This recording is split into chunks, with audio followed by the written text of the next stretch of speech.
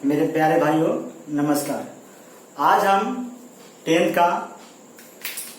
का मास्टर का SSC board 10 का एक इम्पोर्टेंट थ्योरम करेंगे जिसका नाम है समानुपात का मूलभूत प्रमेय।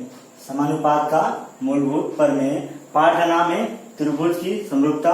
मैथ से ज्योमेट्री। मैथ क्या है? ज्योमेट्री है, रेखा गणित। लिखा आपको करना है समानुपात का मूलभूत प्रमेय। इंग्लिश में बोलते हैं बेसिक प्रोपोर्शनल थ्योरम, बीपीटी। समानुपात का मूलभूत प्रमेय, ठीक है, आपको ये करना है। ठीक है, समानुपात का मतलब होता ही है कि समान दो त्रिभुज समान दिखाई देंगे। ठीक है, क्षेत्रफल का समान होगा। देखिए क्या बोला है, हमको करना है समानुपात का मूलभूत प्रमेय होता क्या है। ठीक है, कथन में दिया है यदि किसी त्रिभुज के किसी एक भुजा के समांतर खींची गई रेखा, पढ़िए, यदि किसी त्रिभुज के किसी एक भुजा के समांतर खींची गई रेखा अन्य दो भुजाओं को किन्हीं दो भिन्न बिंदुओं को प्रतिच्छेदित करती है। त्रिभुज की किसी एक भुजा, मान लिया भुजा आपका बेसी मान लिया, ठीक है, एक भुजा मैंने लिया, उसके एक समांतर रेखा खींचा जिसका नाम दिया मैं पी क्यू, खींच दिया। ठीक है, खींचा, वह जो भुजा होगा जो समांतर है पी क्यू, वह त्रिभुज के अन्य दो भुजा, ये भाई ये तो समांतर हो गई, और भाई आपका ए और ए मतलब ये मतलब ए बी और ए सी, मतलब बोलने का ये था कि ए बी और ए सी क्या है आपका बच्चा हुआ है, मतलब हो गया अन्य भुजा हो गया जो कि बिंदु पी और सी पी और क्यू प्रतिच्छेदित करती है। भुजा ए बी तथा भुजा ए सी को बिंदु पी और क्यू प्रतिच्छेदित करती है।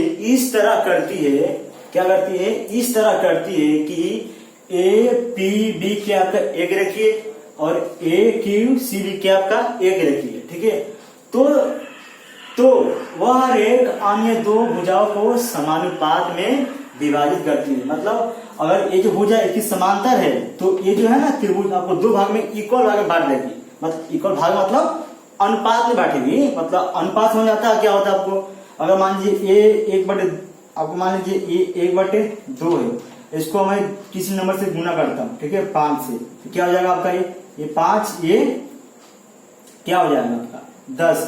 अब वापस इसको काटूंगा तो यही मिलेगा, क्या मिलेगा आपको, एक बटे दो ही मिलेगा। मतलब एक इसका रेशियो फिक्स रहेगा दोनों का अनुपात का। ठीक है, ये बोलना चाहता है। ठीक है, आइए सिद्ध क्या करना है, मतलब ए पी बटे पी बी और ए क्यू बटे क्यू सी, ये बोलना चाहता है कि समानुपात में विभाजित हो गए। ठीक है, चलिए हम करते हैं।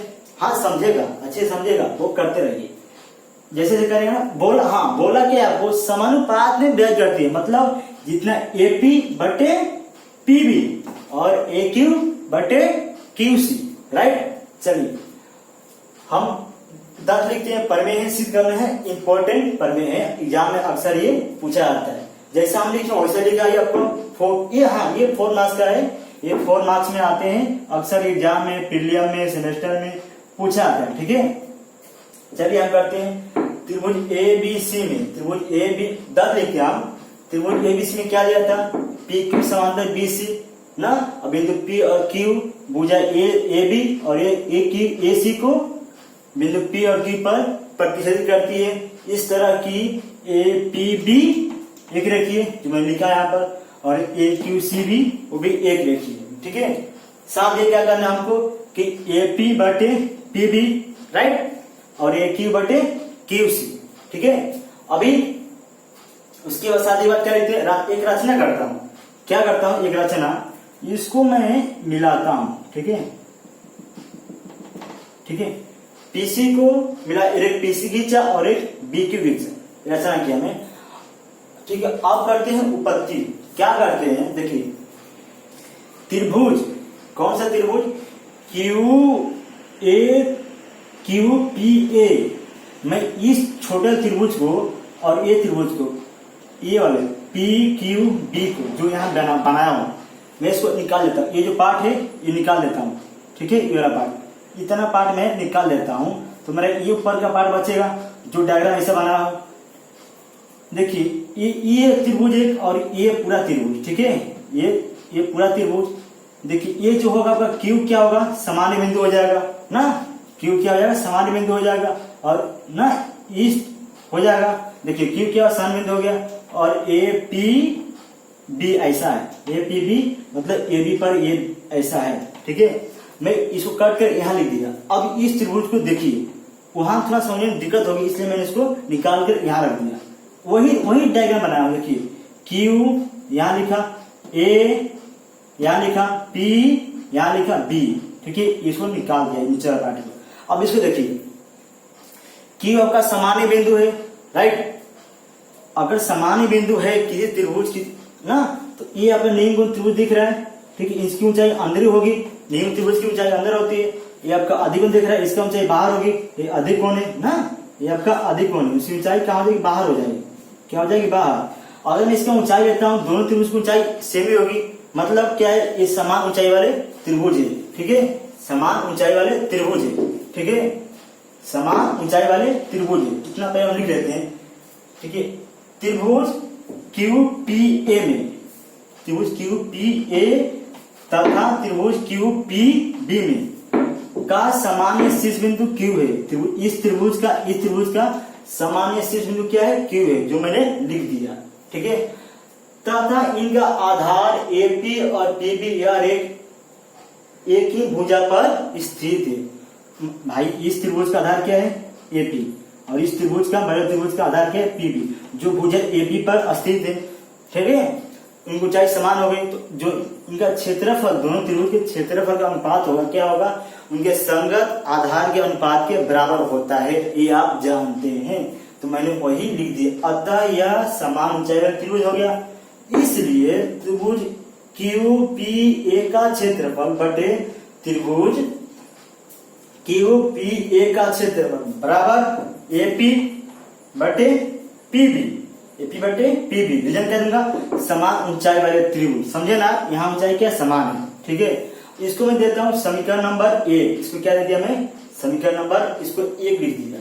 अब देखिए जो काम इधर किए थे इसको निकाल कर अभी वही काम उधर कीजिए, किधर, इसको निकाल कर, किसको, इसको निकाल कर, ठीक है। अभी पहले वाला क्या किए, इसको निकाल दिए थे, ऊपर काम किए थे, अभी इसको निकाल दीजिए, इसके ऊपर काम कीजिए, ठीक है।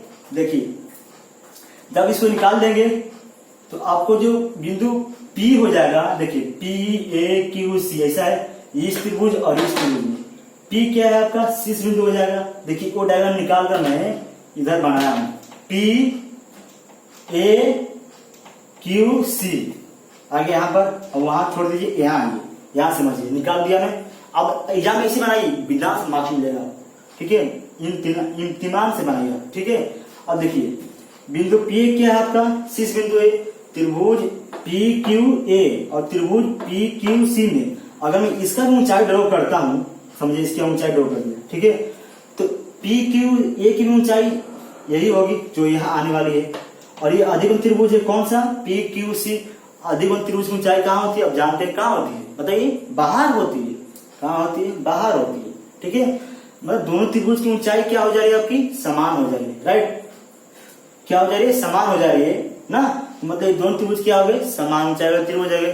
तो इसलिए इनके क्षेत्रफल का अनुपात जो होगा क्या हो जाएगा, क्षेत्रफल का अनुपात होगा उनके संगत आधार के अनुपात के बराबर होगा, ठीक है।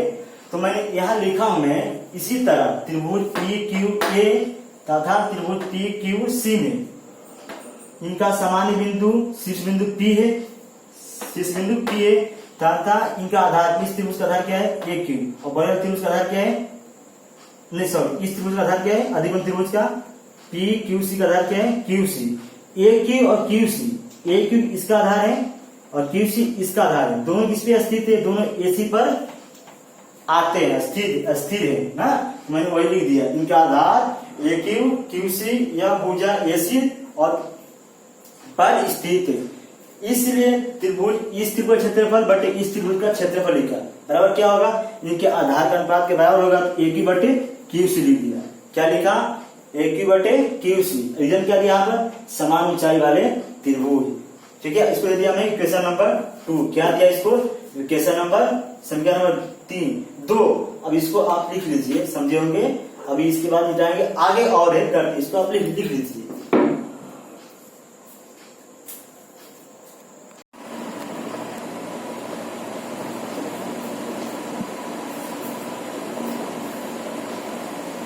आइए अब हम आगे करते हैं, क्या करते हैं आगे करते हैं, इतना हम कर लिए थे, लिख लिया, ठीक है। अब हम आगे करते हैं, अब क्या करते हैं हम आगे का पार्ट करते हैं, ठीक है। आगे का पार्ट हम करते हैं, ठीक है। देखिए हमको सिद्ध करना था AP बटे PB और AQ बटे QC, ये कहना था, ध्यान देखिए तो, ठीक है। क्या करना हमको AP बटे PB और AQ बटे QC राइट करना है। और समीकरण 2 और 1 को ध्यान देखिए, आपको जो चाहिए वो मिल गया है, AP बटे PB और AQ बटे QC। देखिए ध्यान से, ये लीजिए, ठीक है। अब मुझे A बराबर ये करना है, क्या करना है, A बराबर A ना, मतलब राइट हैंड साइड बराबर करना है आपको, दोनों का राइट हैंड साइड बराबर करना है। ये दोनों बराबर कब होंगे, जब इसका लेफ्ट साइड बराबर होगा। क्या होगा, इसका लेफ्ट साइड बराबर होगा, ठीक है। ये बराबर कब होगा, जब इसका इधर का पार्ट बराबर होगा, मतलब ये बराबर ये करना है, मतलब ये बराबर ये होना चाहिए, ठीक है। अब इसको ध्यान देखिए, ये बराबर ये है, ठीक है, ये बराबर ये है। देखिए इसमें क्या है, QPA है, इसमें भी QPA है ना, QPA है, ये भी त्रिभुज क्या है, QPA है कि नहीं है। नीचे देखिए QPA और PQC ये दोनों अलग है, ठीक है। अभी क्या आपका देखिए ये भी बराबर है, ये और ये भी क्या है बराबर है, ठीक है। आपको बराबर क्या करना है, ये वाला पार्ट और ये वाला पार्ट। अगर मैं दोनों बराबर कर दूं तो ये वाला बराबर हो जाएगा, मानते हो, नहीं मानते तो मान लीजिए, नहीं मानते तो मान लीजिए, हो जाता है। अगर मैं ये बराबर ये कर दूं तो हो जाएगा। अब ये वाला त्रिभुज देखते हैं इस डायग्राम में, आप देखेंगे ये जो त्रिभुज है, ये वाला त्रिभुज और ये त्रिभुज है ना आपका, मतलब